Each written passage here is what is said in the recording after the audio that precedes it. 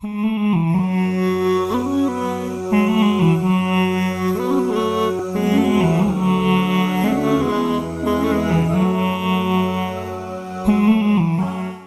مجلس تحفظ ختم نبوت کے امیر وفاق المدارس پاکستان کے سربراہ جناب ڈاکٹر عبدالرزاق سکندر کی خدمت میں بڑا تفصیلی بیٹھ کر کے میں گفتگو کرتا رہا۔ جتنی دیر میں گفتگو کرتا رہا حضرت کرسی پہ بیٹھ کر کے بڑی توجہ کے ساتھ میری بات کو سنتے رہے۔ میں نے بات کو ختم کیا، فرمانے لگے پہلے بھی دعائیں تمہارے ساتھ ہی، آئندہ بھی دعائیں تمہارے ساتھ رہیں گی۔ میں اگلے دن وہاں سے چلا۔ شیخ الاسلام حضرت مولانا محمد تقی عثمانی جو پاکستان کی شرعی عدالت کے جج بھی رہ چکے ہیں، جنہیں مفتی اعظم پاکستان بھی کہا جاتا ہے، جو شیخ الاسلام کے نام سے جانے پہچانے جاتے ہیں، جو صرف پاکستان میں نہیں دنیا اسلام میں جا کر کے اسلام کی تبلیغ، اسلام کا پروپیگنڈا ان لوگوں کا رد کرتے ہیں جو یہ کہتے ہیں مولویوں کے پاس نئے نظام کو سامنے رکھتے ہوئے کوئی نظام نہیں ہے۔ جدید دور میں جو مسائل حالات پیدا ہو گئے ہیں ان کے حل کے لیے مولویوں کے پاس کوئی جواب نہیں ہے۔ میں خوشی محسوس کرتا ہوں، آپ کو بھی مبارک ہو دیوبندیوں، تمہیں رب نے شیخ الاسلام مولانا تقی عثمانی کی شکل میں ایسی شخصیت دے دی ہے، ملک کا نہیں دنیا کا کوئی عنوان ایسا نہیں ہے جس پہ مولانا تقی نے مضبوط قسم کی کتاب لکھ دی ہے۔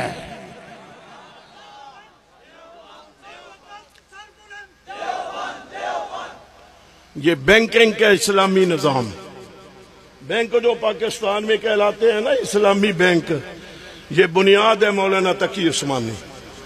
کوئی مولوی نہیں ہے، کوئی کسی سکول کالج یونیورسٹی کا پڑھنے والے نے بنیاد نہیں رکھی، ایک مولوی نے رکھی ہے۔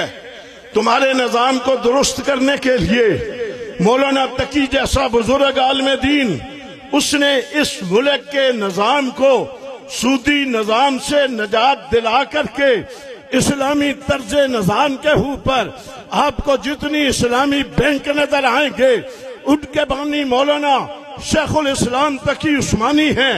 میں ان کے پاس پورا گھنٹہ بیٹھا، میری گفتگو کو بڑی توجہ سے سنا اور مجھے کہا کہ مولانا لدھیانوی صاحب، آپ نے جن حالات میں اس جماعت کو بچایا ہے، آپ نے جن حالات میں مشکل ترین حالات سے اپنے کارکنوں کو تم نے بچایا ہے، میں اس کے اوپر تمہیں شاباش بھی دیتا ہوں، میں تمہیں دعائیں بھی دیتا ہوں۔ کارکنوں کو مروانا آسان ہوا کرتا ہے، مرتے ہوئے کارکنوں کو بچانا مشکل ہوا کرتا ہے۔ میں نے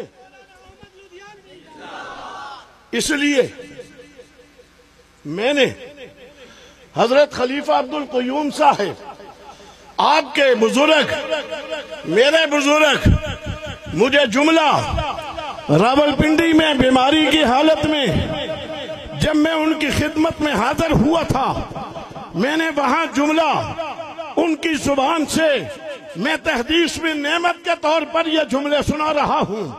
بزرگوں کا ہاتھ کل بھی میرے سر پہ تھا، آج بھی میرے سر پہ ہے۔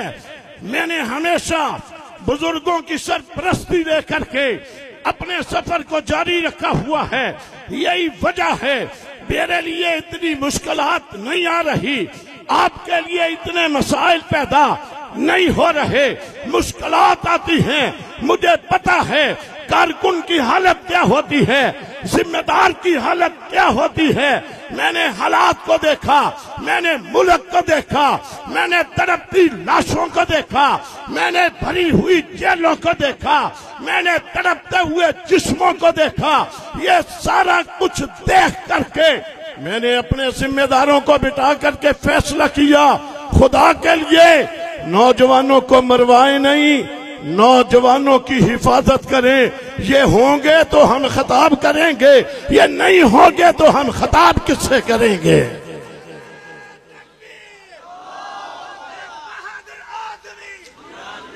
یہ مولانا جلالی صاحب موجود ہیں، پراچا صاحب، جہاں ہم بیٹھ کر فیصلے کرتے ہیں یہ دونوں وہاں اس کا حصہ ہوتے ہیں۔ اللہ کے فضل و کرم سے آپ کو بھی سامنے رکھا، ملک کو بھی سامنے رکھا، حکومتوں اداروں کو بھی سامنے رکھا، حالات کو بھی سامنے رکھا۔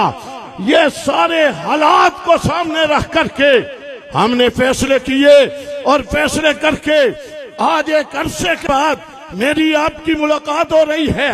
یہ ملاقاتیں ختم ہو گئی تھی، یہ رابطے ختم ہو گئے تھے، یہ آنا جانا ختم ہو گیا تھا۔ یہ میری وہ اعتدال والی پالیسی ہے جس کی وجہ سے آج ہم کھلے گراؤنڈ میں بیٹھے نظر آ رہے ہیں۔ اور میں یہ جملہ بھی جو میرے نام کے ساتھ ایک لفظ بولا جاتا ہے سفیر امن کا، یہ سفیر امن یوں ہی نہیں میں بن گیا۔ ملک میں جہاں جہاں آگ لگائی گئی، لگانے والوں نے لگائی، لگانے والا کوئی اور ہوتا ہے۔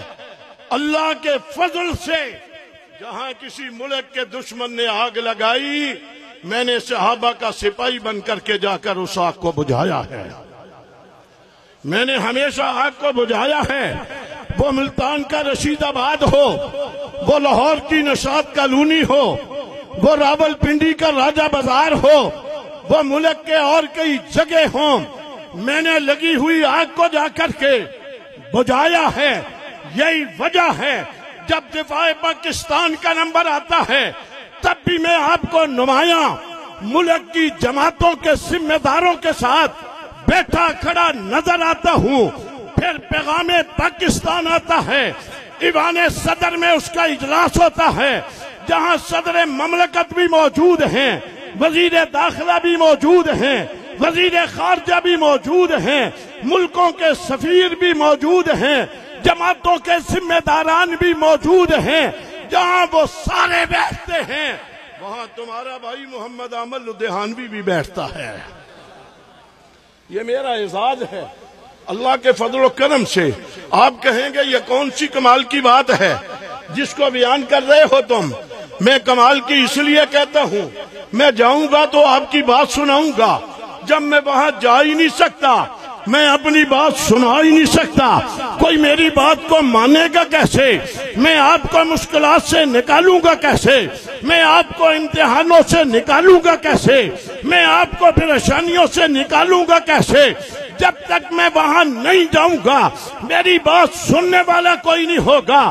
میں اللہ کے فضل سے، شہداء کے خون کی برکت سے، صحابہ کی کرامت سے، آپ کی دعاؤں سے، ملک کے آرمی چیف کے ساتھ بیٹھ کر کے، جی ایچ کیو میں بیٹھ کر کے، کئی گھنٹے گفتگو کر کے میں نے ان کے سامنے اپنا موقف پیش کیا ہے۔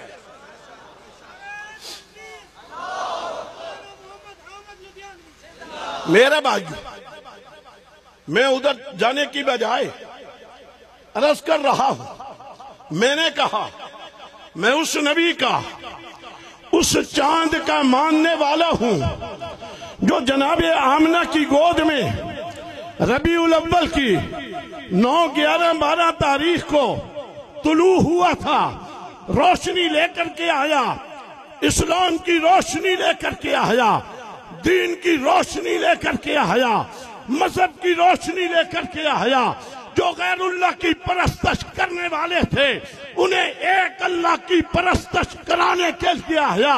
جو بیت اللہ کا ننگے طواف کرتے تھے ان کے جسموں پہ لباس پہنوا کر کے بیت اللہ کا طواف کروایا۔ جو بچیوں کو زندہ دفن کرتے تھے اس محمد نے طلوع ہو کر کے کہا میں آ گیا ہوں، میرے آنے کے بعد آج کے بعد کسی بچی کو زندہ نہیں دفن کیا جائے گا۔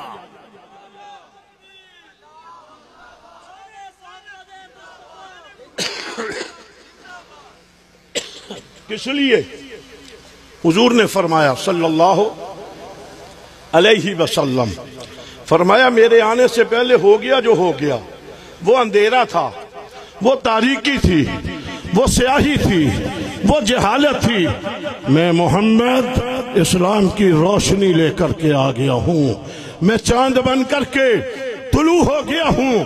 جب چاند طلوع ہو جایا کرتا ہے یارو، چاند بھی وہ ہے جنہیں مدینے کی بچیوں نے یوں کہا تھا، طلع البدر علینا من ثنیات الوداع وجب الشکر علینا ما دعا للہ داعی۔ مدینے کی بچیوں نے کہا تھا یہ بدر طلوع ہو کر کے آ گیا ہے۔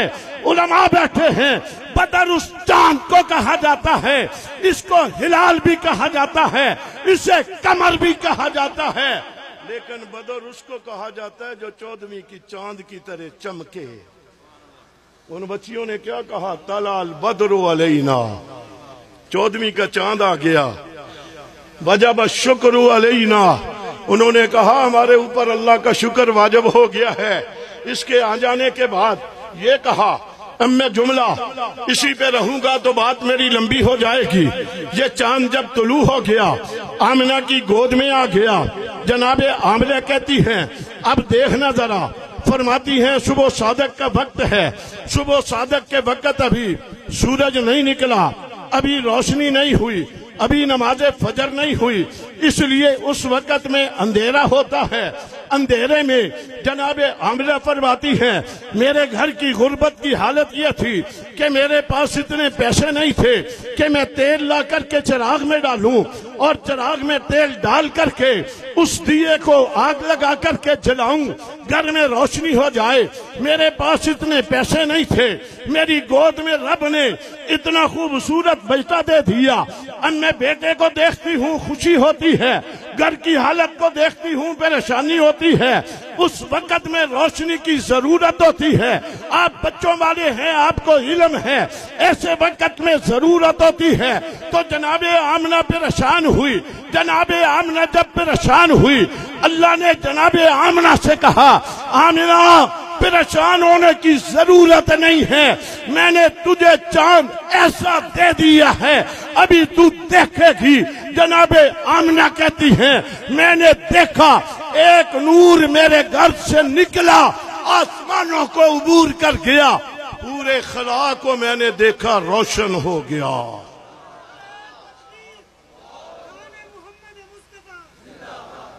پتہ چلا چاند چاند طلوع ہو گیا۔ کو سبحان اللہ، بولو بولو یار، بہت دیر ہو گئی، کوئی بات نہیں، میں آپ سے نعرہ تو لگوا ہی نہیں رہا۔ اس نبی کی آمد کے اوپر چھوڑو، اس نبی کی آمد کے اوپر میں ایمانداری سے تصورات میں آج ذکر کر رہا ہوں۔ یہ آپ کا گاؤں ہمت ہے، ڈیرہ اسماعیل خان، میں بات یہاں کر رہا ہوں۔ نبی کا ذکر کرنے سے مجھے مزہ آتا ہے، میرے ایمان کو تازگی ملتی ہے۔ آپ کے چہروں پر مجھے روشنی ضرور نظر آ رہی ہے، آپ کو بھی ایمان کو تازگی ملتی ہے۔ نہ میں نے نبی کو دیکھا، نہ آپ نے نبی کو دیکھا، بن دیکھے ایمان لائے۔ میں ذکر کرتا ہوں، مزہ آتا ہے، ایمان کو تازگیت ملتی ہے۔ یارو وہ نبی جہاں آیا تھا، جس نے دیکھا تھا، دیکھنے والے کی عظمت کا کیا حال ہوگا؟ جس نے اسے دیکھا ہوگا۔ پھر روشنی اتنی ہوئی اس چاند کی، جناب آمنہ فرماتی ہیں میں نے دیکھا کیسر و کسرا کے محلات مجھے یہیں بیٹھے ہوئے نظر آ گئے۔ چاند جو طلوع ہو گیا، اندھیرے ختم ہو گئے، تاریکیاں ختم ہو گئیں۔ فرماتی ہیں کیسر و کسرا کے محلات، کہاں کیسر کہاں کسرا اور کہاں مکہ مکرمہ۔ فرماتی ہیں مجھے محلات وہاں نظر آ گئے، کسرا کے محلات کے کنکرے اوپر سے نیچے گرتے ہوئے مجھے نظر آئے۔ پیغام یہ آ گیا، یہ دنیا کا سب سے بڑا سردار آ گیا ہے، دنیا کا سب سے بڑا امام آ گیا ہے، دنیا کا سب سے بڑا نبی آ گیا ہے۔ صرف نبی نہیں آیا، نبیوں کا نبی بھی آ گیا ہے، نبیوں کا امام بھی آ گیا ہے۔ جبریل کھڑے ہیں دروازے پہ، اسی وقت جناب جبریل کھڑے ہیں، یوں یوں دروازے کو کھٹکھٹایا۔ صبح صادق کا وقت ہے۔ جناب آمنہ نے کہا کون ہے اس وقت؟ ابھی دن طلوع نہیں ہوا، دن چڑھا نہیں ہے، پتہ ہونا چاہیے میرے گھر میں کوئی آدمی نہیں ہے، یہ کون ہے اس وقت میں میرے دروازے کو کھٹکھٹانے والا؟ جواب کیا انا جبریل، آمنہ میں جبریل ہوں۔ کیا بات ہوگی یارو؟ میں نے کہا پھر سننا ذرا، بن دیکھے میں نے ذکر کیا، مجھے مزہ آ رہا ہے۔ جبریل نے کہا انا جبریل، آمنہ میں جبریل ہوں۔ حضرت آمنہ نے فرمایا جبریل تو نبیوں کے دروازوں پہ جایا کرتا ہے، یہاں کیسے آ گیا؟ تو جناب جبریل نے کہا آمنہ میں نبی کے دروازے پر نہیں، میں نبیوں کے نبی کے دروازے پر آ گیا ہوں۔ مجھے رب نے بھیجا ہے کہ جا کر کے آمنہ کو مبارکباد دے دو۔ مکے کے لوگ دن طلوع ہونے کے بعد آئیں گے، مبارکبادیں دیں گے، مکے کے لوگ بعد میں مبارکبادیں دیں، تو نے پہلے جا کر کے مبارکباد دینی ہے۔ میں مبارکباد دینے کے لیے آیا ہوں، میں اس پہ لگا رہا تو وقت اسی کے اوپر لگ جائے گا۔ ضروری ہے جہاں چاند ہوتا ہے وہاں اس کے ارد گرد کیا ہوتے ہیں؟ اونچی آواز سے اور اونچی آواز سے، میں نے جلدی میں بات کو ختم کرنا ہے۔ جب چاند نکلتا ہے آپ نے دیکھنا، کل چاند طلوع ہوگا، یکم ربیع الثانی ہوگی، 2 دن کے بعد دیکھنا اس چاند کے قریب مولانا صاحب ادھر بھی بیٹھے ہیں، آپ میں کئی لوگ ہوں گے جو نظام فلکی شمسی کو جاننے والے ہیں، وہ جانتے ہیں رات کو جب چاند طلوع ہوتا ہے اس چاند کے قریب ہی ایک بڑا ستارہ پہلے طلوع ہوتا ہے، ایک بڑا ستارہ طلوع ہوتا ہے پہلا یہ چاند کے قریب ہوتا ہے۔ علماء نے لکھا ہے یہ صدیق اکبر ہوتا ہے۔ یہ پہلا ستارہ ہے، یہ پہلا ستارہ ہے۔ چاند اور ستارے چاند کے بغیر مزہ نہیں، ستاروں کے بغیر چاند مزہ نہیں ہے۔ آسمان پہ چاند ہو، نیچے روشنی ہوگی، اوپر آپ کو اندھیرا نظر آئے گا۔ جب ستارے بھی ہوں، چاند بھی ہو، چاند دنیا کو روشن کرتا ہے، ستارے آسمان کو خوبصورت بنا دیتے ہیں۔ اور اللہ کے نبی کا فرمان یہ ہے، یوں فرمایا ستارے جو ہیں یہ آسمان کے لیے امان ہیں، امان کا لفظ بولا، ستارے جو ہیں آسمان کے لیے امان ہیں۔ جس دن ستارے طلوع ہونے ختم ہو جائیں گے حضور نے فرمایا آسمان پھٹ جائے گا۔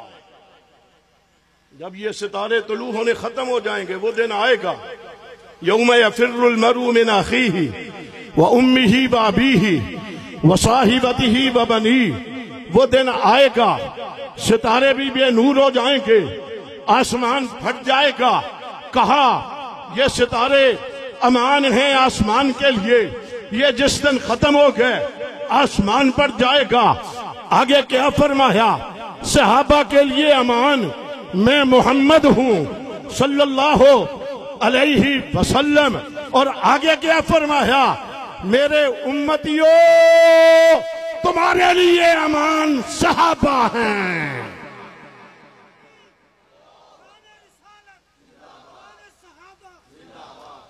اور پھر میں اس کو اختصار کے ساتھ یوں کہوں، پہلا طلوع ہونے والا ستارہ صدیق اکبر ہے رضی اللہ تعالی عنہ۔ چاند کے قریب ستارہ صدیق اکبر، آسمان پہ بھی قریب ہے، زمین والے چاند کے بھی قریب ہے۔ وہ بھی دور نہیں ہوتا، یہ بھی دور نہیں ہوتا، نہ زندگی میں دور ہوا نہ جانے کے بعد دور ہوا۔ پہلا ستارہ صدیق اکبر ہے۔ جناب پیغمبر فرماتے ہیں صلی اللہ علیہ وسلم فرماتے ہیں میں جنت میں گیا، میں نے جنت میں جا کر کے حضرت عمر کا بنا ہوا محل اپنی آنکھوں سے دیکھ لیا۔ سبحان اللہ، میں نے حضرت عمر کا محل دیکھا۔ حضور فرماتے ہیں یارو تمہارے محل یہاں ہیں، عمر کا محل جنت میں ہے۔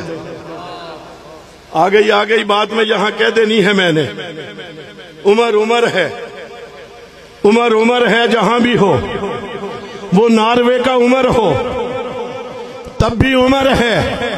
یارو عمر مکہ مکرمہ میں ہو اس کی بھی دہشت اور وحشت ہے، عمر ناروے میں ہو اس کی بھی کفر کے اوپر دہشت ہے۔ انڈیا سے آنے والے جہاز جو گزشتہ کئی مہینے پہلے ادھر سے چل کر کے پاکستان کی حدود میں آئے، پاکستان کے حملہ کرنا چاہا، پاکستان کو نقصان پہنچانا چاہا، پاکستانی عوام کو نقصان پہنچانا چاہا۔ انڈیا کے طیارے جب آئے تھے تو انڈیا کے طیاروں کو جو گرانے والا تھا اس کا نام بھی عمر تھا۔ میں اس کپتان کی عظمت کو سلام کرتا ہوں جس کی ماں نے اس کا نام عمر رکھ دیا۔ یارو ادھر بھی عمر ہے، ادھر بھی عمر ہے، ادھر بھی عمر ہے۔ حضور فرماتے ہیں میں نے محل جنت میں دیکھا، عمر کا محل دیکھا۔ جناب عائشہ صدیقہ تشریف فرما ہیں، جب حضور یہ بیان کر رہے ہیں کہ میں نے عمر کا محل جنت میں دیکھا، امی جان نے پیغمبر کی زبان سے سنا، سن کر کے رات کا وقت تھا، رات کے وقت میں حضرت عائشہ صدیقہ نے پیغمبر سے یوں کہہ دیا، اللہ کے رسول کوئی ایسا خوش قسمت مسلمان بھی ہو سکتا ہے جس کی نیکیاں آسمان کے ستاروں جتنی ہوں۔ یہ سوال کیا، جب سوال کیا تو حضور نے جواب میں کیا فرمایا صلی اللہ علیہ وسلم؟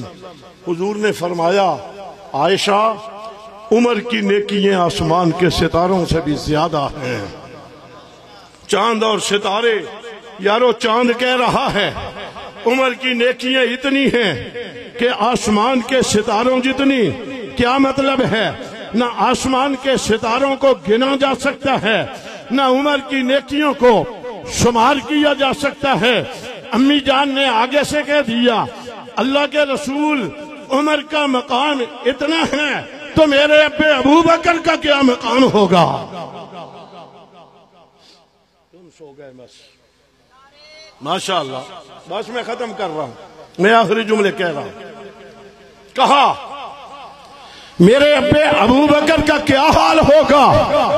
عمر کی نیکییں آسمان کے ستاروں سے زیادہ، نہ ستاروں کو گنا جا سکتا ہے نہ عمر کی نیکیوں کو گنا جا سکتا ہے۔ اللہ کے رسول میرے ابے ابو بکر کا کیا مقام ہوگا؟ حضور نے فرمایا عائشہ عمر کی ساری زندگی کی نیکیاں ایک طرف ہوں، تیرے ابے ابو بکر کی 3 راتوں میں سے ایک رات ایسی ہے عمر کی زندگی بھر کی نیکیاں ابو بکر کی اس رات کا مقابلہ نہیں کر سکتی۔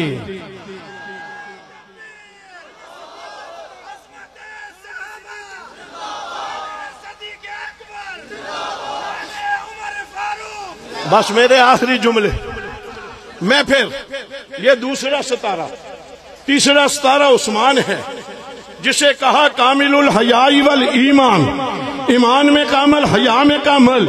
یہ تیسرا ستارہ حضرت عثمان غنی ہیں۔ چوتھا ستارہ جناب حضرت علی المرتضیٰ ہیں، اور اگلا ستارہ جناب طلحہ ہیں، اگلا ستارہ جناب زبیر ہیں، اگلا ستارہ جناب عبد الرحمن ابن عوف ہیں، اگلا ستارہ حضرت عبید اللہ ابن جراح ہیں، یارو سعد ابن ابی وقاص ہیں۔ یہ ستارے ہیں، 10 ستارے بن جائیں گے۔ علماء کرام نے لکھا ہے یہ نظام شمسی والے، فلکیات والے پہلے کہتے تھے 7 سیارے ہیں، اب کہتے ہیں 10 سیارے ہیں۔ میں نے کہا بات بن گئی ہے، دل کا عشرۃ کاملہ۔ حضور نے فرما دیا 10 مبشرہ فی الجنہ، 10 ستاروں کا نام لے کر کے کہہ دیا یہ سارے کے سارے جنتی ہیں۔ جنت میں جانا چاہتے ہو؟ جانا چاہتے ہو؟ چاہتے ہو؟ تو اس راستے پہ چلنا ہوگا جس راستے کے اوپر یہ ستارے چل کر کے جنتی بنے ہیں۔ اس راستے پہ چلو گے تو جنت میں جاؤ گے، اس راستے سے ادھر ادھر ہوگے تو جنت میں جا۔ یہ راستہ ہے، راستہ بنا کر کے دکھا دیا یارو، بڑوں نے راستہ بنا کر کے دیکھ دیا۔ ابو بکر فی الجنہ، عمر فی الجنہ، عثمان فی الجنہ، علی فی الجنہ، طلحہ فی الجنہ، زبیر فی الجنہ، عبد الرحمن ابن عوف فی الجنہ۔